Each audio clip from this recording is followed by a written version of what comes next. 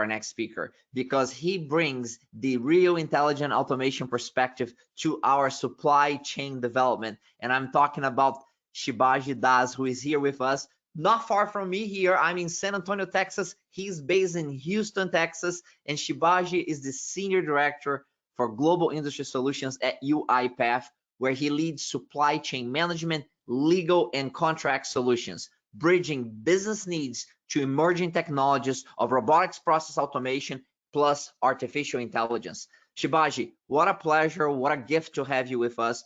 Thank you so much for sharing your wisdom and expertise with our global audience today. Jose, it's a pleasure. So my goal is to match 50% of your energy with my content. I love the passion and energy you bring into it. So if I could match 50% of what you bring in, I would consider it as a success. All right, man, you do it. Thank you. So folks, thank you for the opportunity to present in front of you. It's a beautiful day today in Houston, Texas. It was quite cold, but now the warm sun is out, so I'm really excited. The next few slides, we will talk about intelligent automation in supply chain management. Now, in the past 24 months, 18 months, 12 months, and 6 months, increasingly, all of us, if not all of us, most of us, have started to feel the pain in supply chain management. In fact, if you look into the goods inflation, we haven't seen something like that since 1982. In fact, it sometimes goes even further back in 1974-76. So we are touching 11-12% of goods inflation. Now, the idea here is not to sound jittery or negative about it. I think along with the realities of the world, there lies an opportunity. And that's where my message will be in the next few slides. And I believe this opportunity lies with the evolving technologies, which is specifically in robotics process automation and artificial intelligence. As you may know, UiPath is a leader in robotics process automation, and I lead the supply chain component of it along with legal and contracts. So it's my pleasure to dive straight into it. Without further ado, I would love to share some data points that I gathered from APQC. So we have a partnership with APQC, and if you know that APQC does publish baseline metrics. So these are some of the numbers. If you look into it, the impact of COVID-19 has been bad. And I will be preaching to the choir, stating how things went in the past 2 years almost. APQC states that about 1 in 5 supply chains barely survived. But some of them did have a modest to complete success.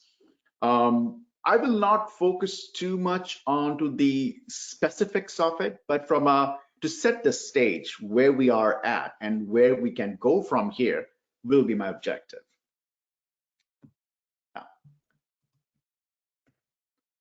The next slide is around the trends in supply chain management, which APQC states companies, organizations will focus on in the next 2 to 3 years. From an RPA AI perspective, we totally understand that we will not be able to influence all of it. But when it comes to some of the key elements, for example, artificial intelligence and cognitive computing, robotics process automation is right up there at the at number 4. We believe UiPath can play an important role in this sphere. Now, another metric around AI and RPA, supply chain has been a low adopter of this technology. And I have the privilege to work with multiple companies across the globe. While this whole industry is warming up to RPA and AI, I still believe there's a tremendous opportunity on the table up for grabs. Along with AI and RPA, there are other emerging technologies like blockchain, which will play an important role pretty soon. Now, working from home has changed the dynamics. I have been working from home for the past 2 years now. I miss traveling. I'm missing out on all my miles and hotel nights, but hopefully United keeps my status this year, and I'll try to get back to it and hope to see you folks in person sometime pretty soon. So let's get a little deeper from a macro to try to get to a slightly micro level. That what are some of the focus areas where organizations plan to align their resources coming up in this year and the following years? Now you'll see planning remains at the top of the chart, and I believe everything revolves around planning. If you have a good plan, the downstream impact is significant, and also if you don't have a good plan, then also the downstream impact is significant. Sourcing, logistics, innovation, they are at a close, they are at a tie, right? So sourcing and procurement, traditionally very manual, labor intensive, could be error prone, boring, if I may put it. Logistics, inventory management, again, multiple systems, ton of paperwork. And it's not very fun to just look at paper and do data entry kind of challenges that exist in these processes. Innovation. So this is what I was alluding to in my previous slide. So innovation around AI, around robotics process automation, is playing in the minds of all the leaders in supply chain management, right? As we start to address, again, the manual, mundane tasks of, let's say, order management or product development, etc. Now, manufacturing by itself and the correlation of supply chain and manufacturing goes on since the beginning of everything. My focus, I will not focus too much on the manufacturing component here, but I'll try to, in my mind, manufacturing, supply chain enables manufacturing. So as long as the upstream and the downstream, so if we get the right product to the production facility and we make sure we distribute it properly, then supply chain is a successful one, right? So this slide, I wanted to give a perspective as what some of these different companies and leaders across the globe are planning to this year and the coming years. So the next slide, I believe supply chain will always be about the right product, the right place, and the right time at the right price. Those are the most, in one sentence, that is the key message any supply chain leader would love to focus on. Now, other than that, the three other areas that I come across quite often around how do we enhance the agility of our supply chain? How do we reduce risk? How do we have our people positioned to do the right work in innovation? And I'd like to take a moment here, and I'll start from the people component. I think the job satisfaction as a metric is rising up rapidly. And of course, we're all seeing the great resignation. As our chief people officer says, she says it's great migration, not great resignation. And I agree to it. And this migration is happening because people are realizing that they can do much more value-added tasks rather than getting stuck in reading paper and just doing the data entry kind of thing. We as human beings, we are much smarter than a lot of these jobs that exist today. Now, reducing risk will always be one of the key metrics. Of course, we want to minimize risk. And minimizing risk, if mathematically, if I call it, is reducing the variables. Human input is a variable. So how do we address human input? If we can automate it through intelligent automation, that's where, as one of the key metrics, we can influence. And of course, enhancing the agility of supply chain. What does that mean? If you are getting bombarded by multiple changes, which happens quite often. Planners need to change their planning, sourcing managers need to update their plans, the buyers, the expediters, even the accounts payable processes, the carriers. Every department, every function, every process gets continuously bombarded by multiple changes from other sources. Now, if it is again people dependent, you become, when I say you, the processes become more rigid because it's depending upon Shibaji to do a certain data entry to make sure things move from A to B. Now, intelligent automation could be leveraged to enhance that agility. A robot can work for you 24/7 without taking any coffee breaks and any other breaks you may think of. So those are the three main areas that I come across quite often. And from here on, we'll try to get slightly deeper into each section. And of course, it's a 30-minute presentation. So I have a couple of demos for you as well to showcase how the robots work in reality. Some of you may have implemented robotics process automation along AI, but I'd love to share about 2-3 minute videos just to give you a perspective how our robots work. Now, before I get there, I think it's important for us to look into some of the other key metrics what intelligent automation may drive. Now, improving planning accuracy, spend visibility, overall efficiency.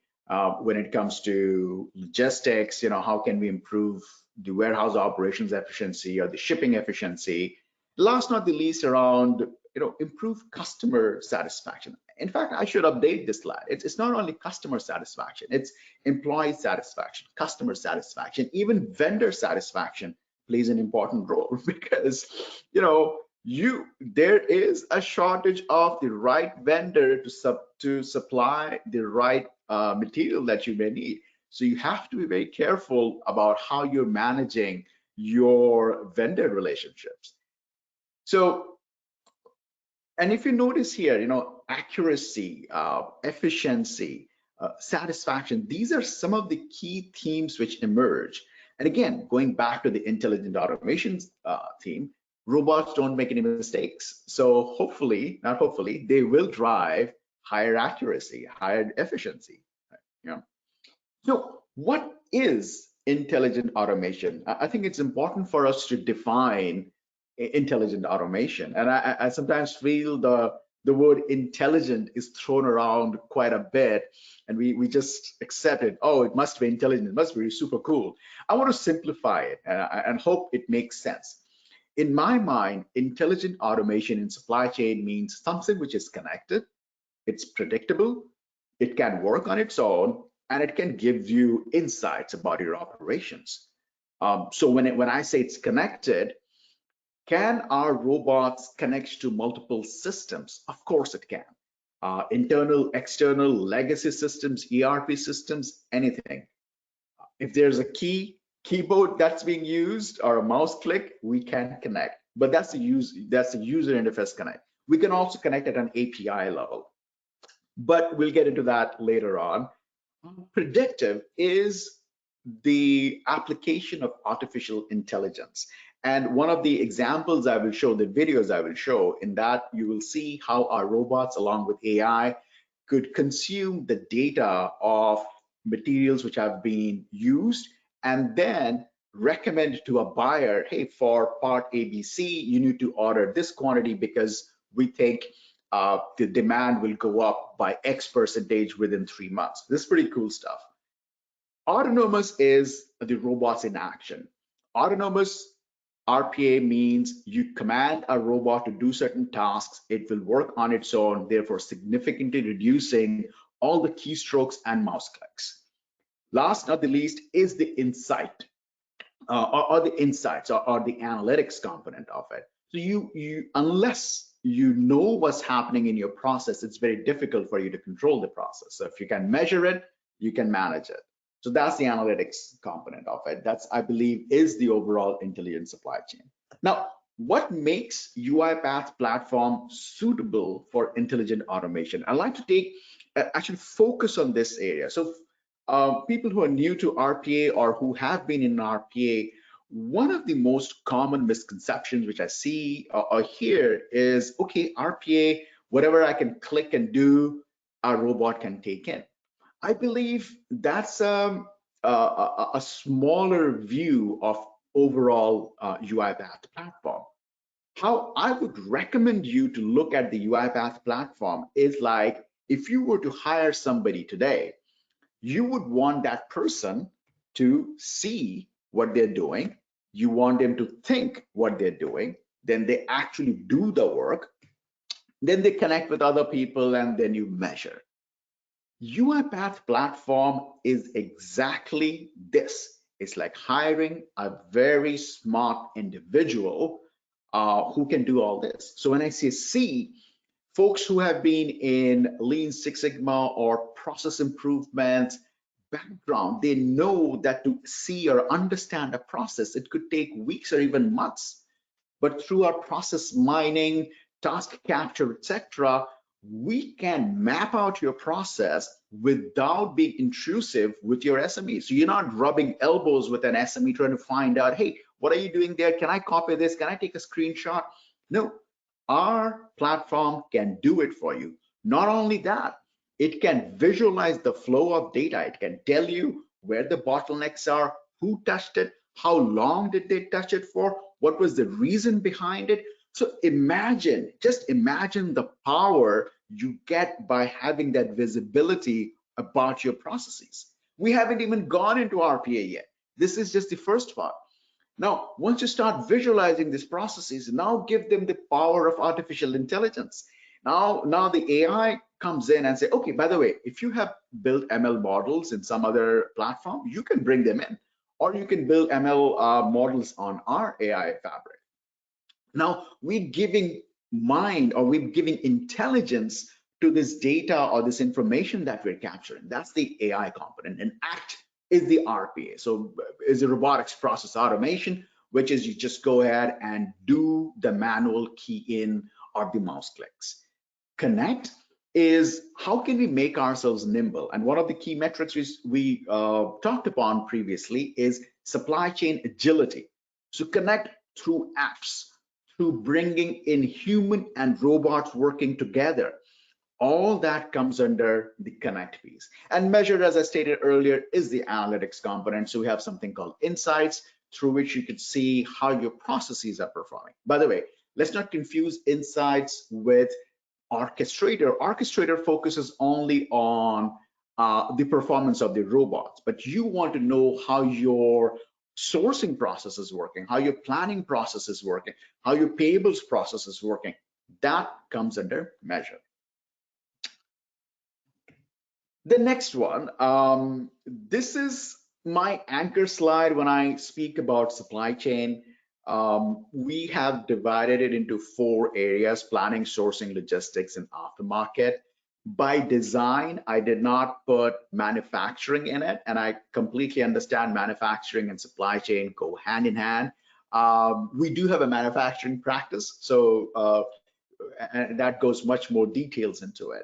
But as I stated earlier, the objective here is how can we make sure that the goods and services reaches the manufacturing plant on time and in full, and then how do we distribute it? We talk about aftermarket, it's primarily the reverse logistics component of it. So that 10-20% of, hopefully not 20% of the goods which goes back, how can robotics process automation plus AI enable that business? Now, the green boxes under the hexagons are some of the key metrics that we're looking at, which is the planning accuracy for planning. Now, let's take one at a time. Let's take planning. As per my understanding and working with top consulting firms globally, the data that we have collected, it looks like 40 to 45% of the time spent by planners are on data collection. They go to multiple systems, they crunch through Excel sheets, etc. And if you look at the characteristics of those processes, they are just manual collection of data. Our robots can do it. I'll give you a practical example.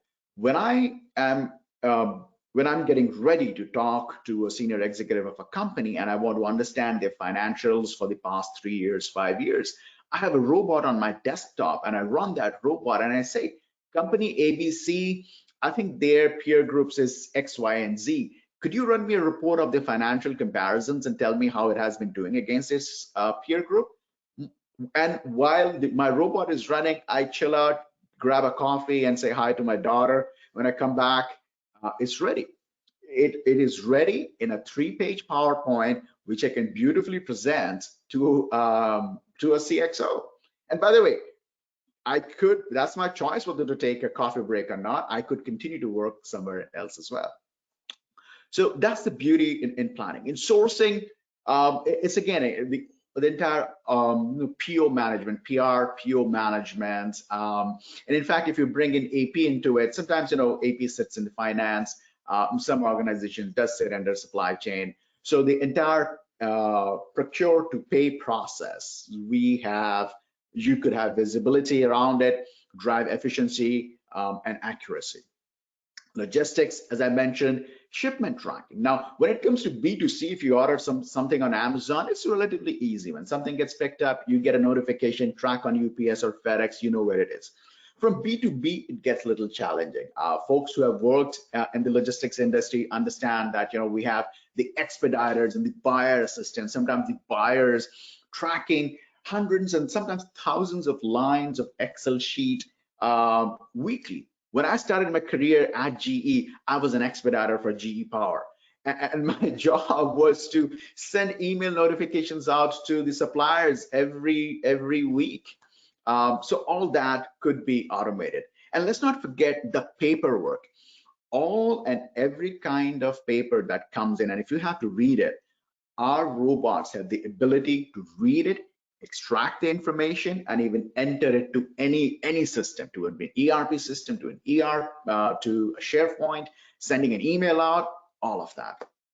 And the aftermarket, again, the reverse logistics part of it, primary focus being customer satisfaction. How quickly can we create visibility around the returns and making sure the customer is refunded, etc. And did a quick time check. I think I'm doing well on the time. And I'll take some questions in the end. I hope we started to get some questions. You're doing great. You have 12 minutes to go and the questions are coming in. Fantastic, fantastic.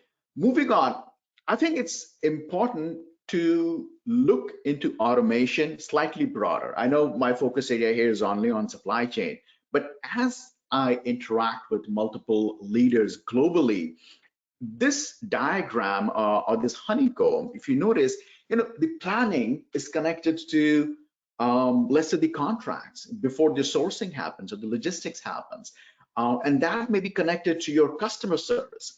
Now that customer service may be connected to the reverse logistics part, and again, all of that may be connected to your finance department, where you're looking into your order to cash, or your treasury is looking into how much money they can release this week.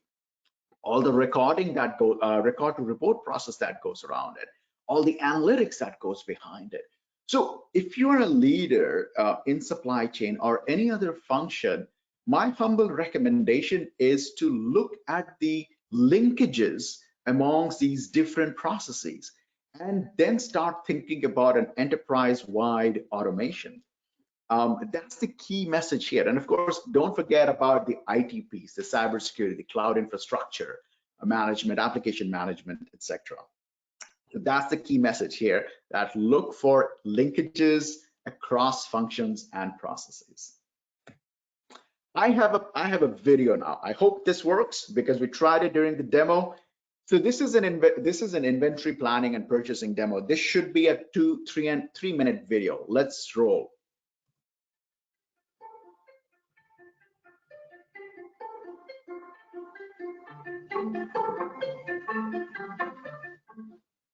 Hello everyone, my name is Jeremy Levin, and today we'll be going over the AI use case inventory management. In this use case, we are a retailer who is looking to predict the necessary inventory for each product in order to maximize sales and revenue for the next time period. There are 4 main steps in this use case. First, the robot will extract inventory data from the CRM. Second, the robot will obtain the sales prediction for the next time period using the model in AI Fabric. Third, the robot will inform the user of necessary inventory increase and receive the purchase request from the user. Additionally, the robot will capture this new data and send this data back to AI Fabric to retrain and improve the model. And fourth, the robot will complete the purchase in order to increase inventory. Let's jump into AI Fabric to deploy the inventory management model. First, we will create a project and we'll title this project Inventory Management and provide a brief description. Next, we will navigate to ML Packages, click Upload a zip file because we are uploading a custom model.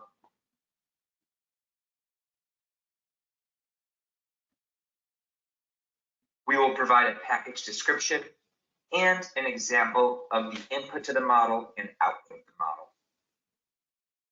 This will bridge the gap between data scientists and RPA developers, as RPA developers will understand how to interact with the model.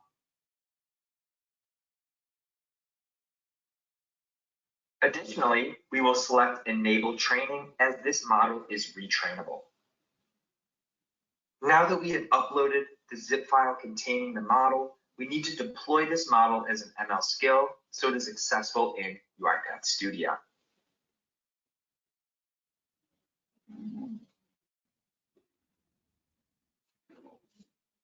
We have deployed the model as an ML skill. Now let's take a look at the workflow in UiPath Studio. Here you can see a high-level view of the workflow. If we dive into the predict sales sequence, you can see the ML skill activity we used to get the prediction from the model. You can see that we have selected the inventory management model that we deployed. If we take a look at the complete purchase workflow, you can see the upload file activity that we are using to send new data points back to AI Fabric so that we can retrain and improve the model. Now, let's watch the robot run the automation. First, the robot will open a browser, navigate to the CRM, and log in. Next, the robot will navigate to the inventory products page and capture past sales data for each of the 5 products. This data will be sent to AI Fabric in order to predict the optimal inventory for each of these products.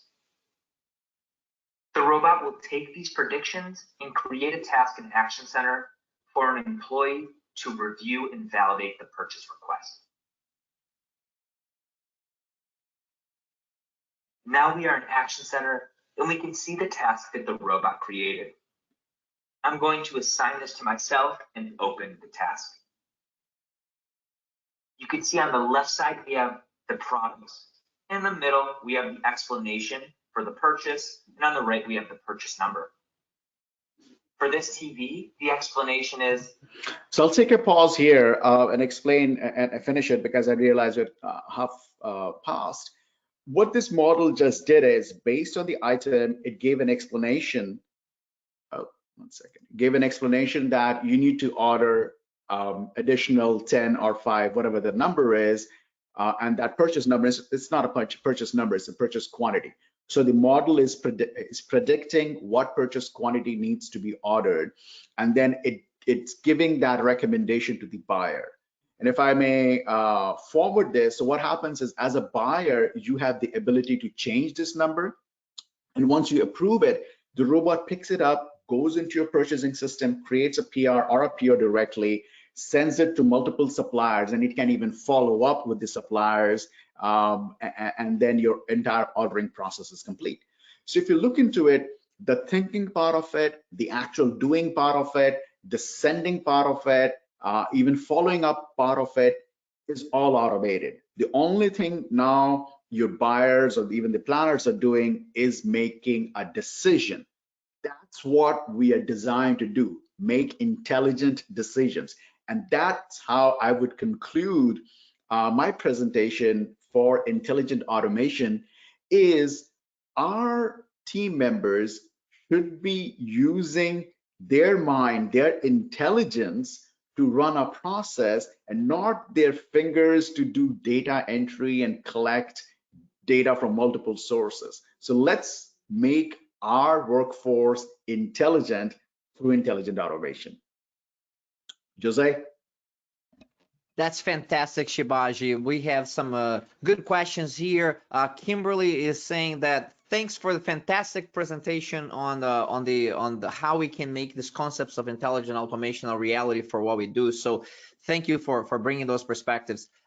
So let me bring my camera back on here with you, and I encourage our audience to continue to ask questions and on this. The first question and the kind of a theme that I want to convey to you is about getting started.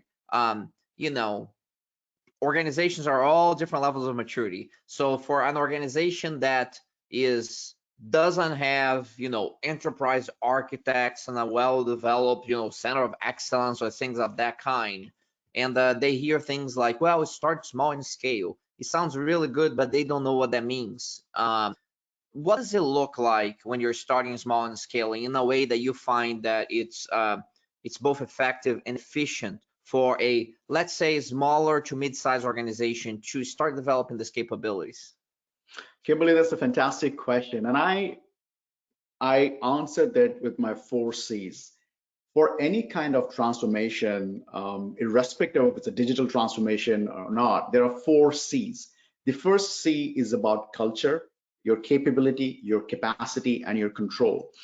What I have seen is if the culture is not there, if organizationally your senior leaders have not bought into this concept of whether RPA plus AI will work, you will struggle. By you, I mean the organization struggle. And from there on, how do you build your capability? As in, do you have 2-3 people who can do it? And then capacity. Now, do you have 20 people who can do it? Or do you go through a partner to do it? And last not the least is the control part. You don't want multiple people just creating random automations on their own. These 4 C's fundamentally play an important role for scaling.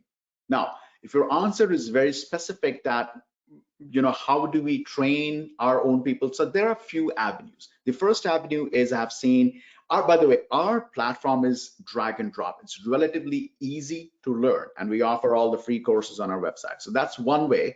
You could have a training session internally when you start building it. You could leverage our partner network. I mean, from an investment point of view and the time it takes, I can assure you it's not going to break the bank.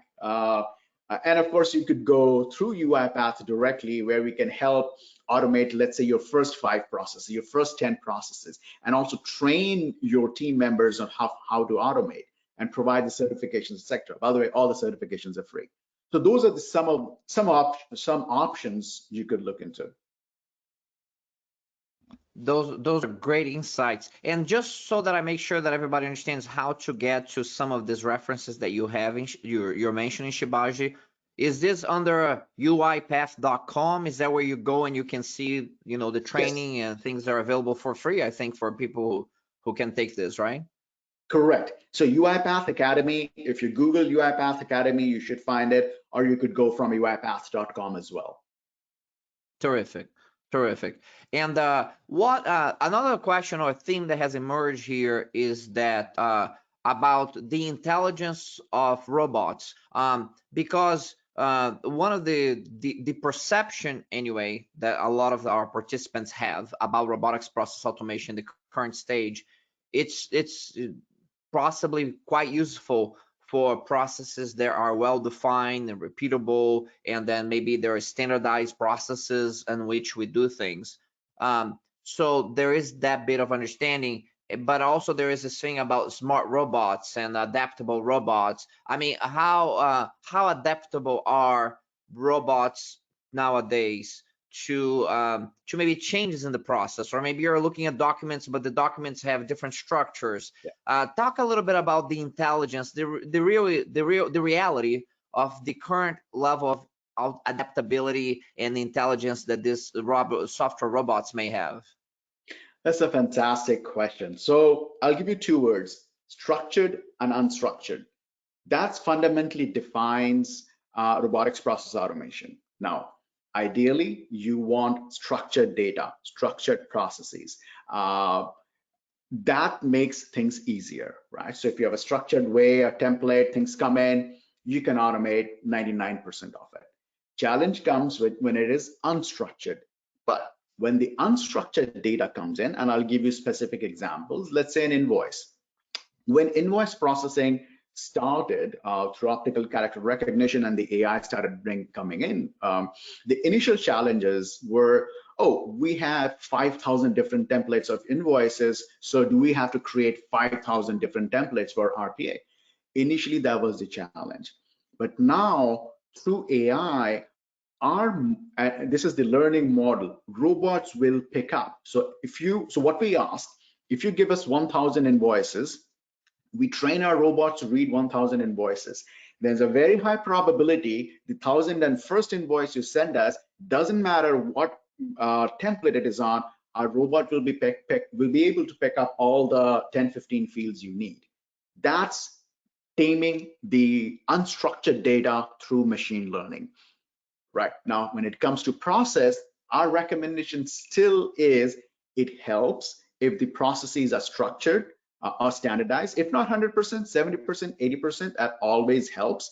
Even if it is not, there are instances where our robots could still learn, especially with task capture and task mining, where it can observe how specifically I'm doing my task, Jose, how specifically you're doing your task, and then through and digitally now it will tell us, okay, what is the optimal way to do a specific task.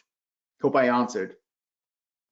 Very good. And because you mentioned the task mining and this and related subjects, I was going to ask that later, but I'll bring it now for continuity.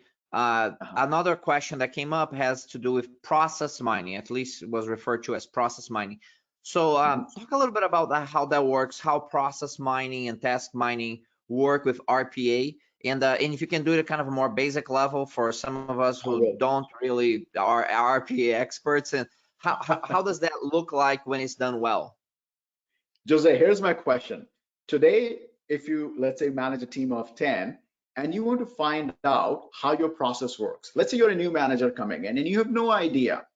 You will traditionally go into what is called the SOP, Standard Operating Procedure, where you have screenshot by screenshot and there's some definitions written. Typically, that's how most organizations are still working. Now imagine this. Let's say there are 10 systems which are being touched upon by your 10 team members to do a certain process. I say, Jose, here's process mining.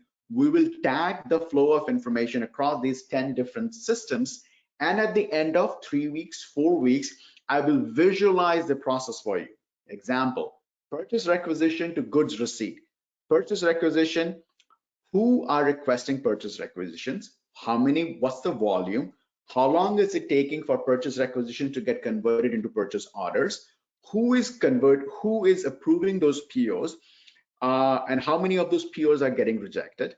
From there on, it goes to how long is it taking us to send that POs to the suppliers?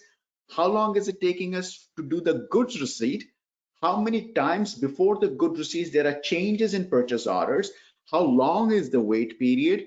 Jose, I can give all that information to you without talking to your SMEs, because that's what process mining does. It works in the back end. It tracks the flow of data across multiple systems and visualizes the process for you. So all that effort of manually tracking that information could be automated through process mining. Now, task capture and task mining is a micro level. So here's an example. Let's say you have 10 people who are doing accounts payable invoice processing. Now, ideally, you want all 10 of them to do the same or a standardized approach. Now, if you have task capture on each one of these computers, our system can find out how exactly or differently all these 10 people are working.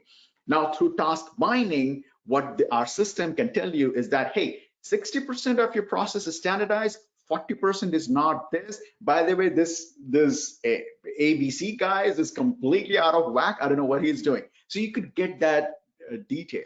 So again, to summarize, process mining is at a higher process level, gives process visibility.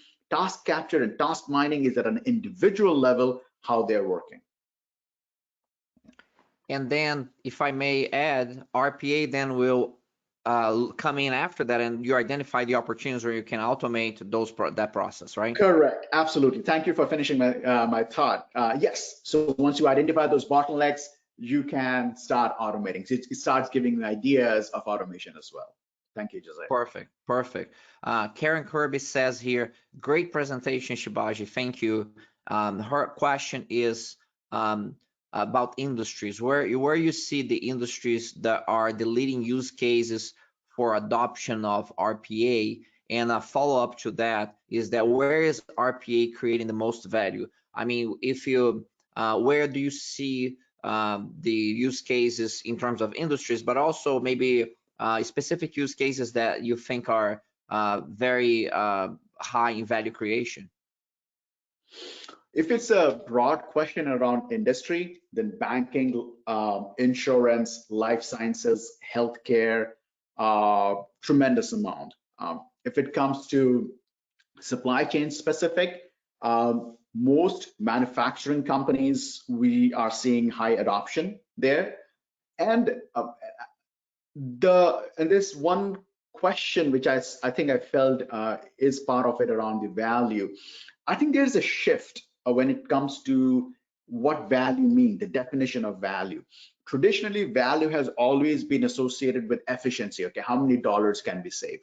But that's not the game now. It is not the game. Efficiency will come. It's by default. It's like Maslow's hierarchy. You will get food, clothing, shelter. That will come with automation. What's next? Is it going to impact your risk mitigation? Is it going to impact your revenue? Is it going to increase your customer satisfaction, employee satisfaction? Those are the areas leaders are focusing on and leveraging AI plus RPA. Very good, very good. Yeah, we had a conference on RPA and intelligent automation just prior to this one that was fully focused on RPA intelligent automation. And to your point, financial services and healthcare on a broader level are really accelerating quite a bit. But you mentioned this, it's cross industry now. I think every organization that has a process that which is like all organizations have potential applications for RPA. Let me get in a very bit tactical here with you on these use cases. If I'm looking at my organization, regardless of industry it is, what kind of process looks like right for RPA? That you like, what kind of characteristics you look at in a process in an organization that says, let's start here, because this is a good way of building momentum and showing kind of value for the organization. What kind of characteristics those processes have? Yeah, great question. High volume, repetitive, rule-based, low exceptions, low decision making. Those are some of the key areas. And I'll digress slightly.